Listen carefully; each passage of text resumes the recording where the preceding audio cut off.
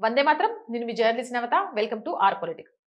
హఠాత్తుగా దేశంలో power grid పై దాడి జరిగి విద్యుత్ వ్యవస్థ నిలిచిపోతే మన ఎయిర్పోర్ట్లు, రైల్వే వ్యవస్థలు లేదా సముద్రగర్భ ఇంటర్నెట్ కేబుల్స్ హ్యాకింగ్ కి గురయ్యే పరిస్థితి ఏంటి? భారతదేశం లాంటి వేగంగా ఎదుగుతున్న మహాదేశంలో భౌతిక రక్షణ మాత్రమే సరిపోతుందా? డిజిటల్ సైబర్ దాడుల నుంచి మన మౌలిక వసతులను కాపాడుకోవడానికి సరికొత్త బలమైన చట్టం మన వద్ద ఉందా? నేటి ఆధునిక కాలంలో సైబర్ దాడులు, భౌతిక దాడుల భయాలు మన దేశ కీలక మౌలిక వసతులను నిరంతరం వెంటాడుతున్నాయి. ఈ నేపథ్యంలో భారత్ అత్యంత వేగంగా ఒక సమగ్ర క్రిటికల్ ఇన్ఫ్రాస్ట్రక్చర్ చట్టం తీసుకురావాల్సిన అవసరం ఎంతైనా ఉంది. ప్రస్తుతం మన దేశంలో కీలక సమాచార వ్యవస్థలను రక్షించడానికి ఐటీ చట్టంలోని సెక్షన్ 70A ఆధారంగా పనిచేస్తున్నాం.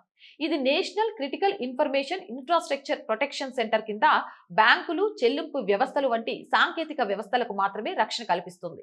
ప్రస్తుత చట్టాలు కేవలం కంప్యూటర్ వనరుల రక్షణకు మాత్రమే వర్తిస్తాయి.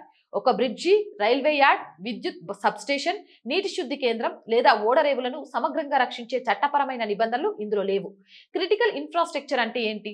ఒక దేశం కొన్ని రోజులకు మించి కోల్పోలేని లేదా దెబ్బతినకూడని అత్యంత ప్రాధాన్యత కలిగిన రంగాలు ఇందులోకి వస్తాయి. రోడ్లు, వంతెనలు, టన్నెల్స్, రైల్వేలు, విమానాశ్రయాలు, సీ పోర్టులు, పవర్ గ్రిడ్లు, టెలికాం నెట్వర్క్లు, డేటా సెంటర్లు, ఎయిమ్స్ లాంటి ప్రముఖ ఆసుపత్రులు, తాగునీటి సరఫరా వ్యవస్థలు ఇందులోకి రావాలి. ఇప్పుడు భౌతిక రక్షణ, సైబర్ రక్షణ ఒకదానికొకటి ముడిపడి ఉన్నాయి. ఆసుపత్రిపై రౌండ్ ది క్లాక్ సైబర్ దాడి జరిగినా లేదా సముద్ర గర్భంలో ఇంటర్నెట్ కేబుల్ తెగిపోయినా అది నేరుగా యూపీఐ, డిజిటల్ లావాదేవీలు, ప్రభుత్వ సేవలు మరియు ఆర్థిక వ్యవస్థపై తీవ్ర ప్రభావం చూపుతుంది. కొత్త చట్టం ఎందుకు అత్యవసరం అంటారా? డ్రోన్ల వినియోగం, సైబర్ దాడులు, విదేశీ శక్తుల కుట్రలు కలిసికట్టుగా జరుగుతున్న వేళ పాత చట్టాలు సరిపోవు. దేశవ్యాప్తంగా ఉన్న అన్ని ముఖ్యమైన మౌలిక సదుపాయాల జాబితాలో ఒక కేంద్రీకృత రక్షణ వ్యవస్థ రూపుదిద్దుకోవాలి. ప్రతి క్రిటికల్ రంగంలో సైబర్ మరియు భౌతిక భద్రతపై క్రమం తప్పకుండా ఆడిట్ జరగాలి. ఇన్ఫ్రాస్ట్రక్చర్ విఫలమై సాధారణ పౌరులు తీవ్రంగా నష్టపోతే బాధ్యత వహించే విధంగా నిబంధనలు ఉండాలి. సైనిక చర్యల్లో, వ్యూహాత్మక నిర్ణయాలలో భారతదేశం ఎంత దృఢంగా వ్యవహరిస్తుందో తన మౌలిక వసతులను కాపాడుకోవడంలో కూడా అంతటి కఠినమైన చట్టపరమైన రక్షణను ఏర్పాటు చేసుకోవాలి.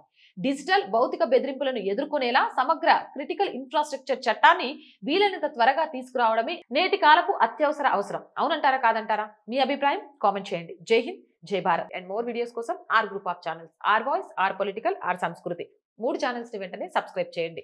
కంటెంట్ బాగుంది అనిపిస్తే లైక్ చేయండి, షేర్ చేయండి. అండ్ ఆర్థికంగా ఆర్ వాయిస్ కి చేతగా నిలవండి.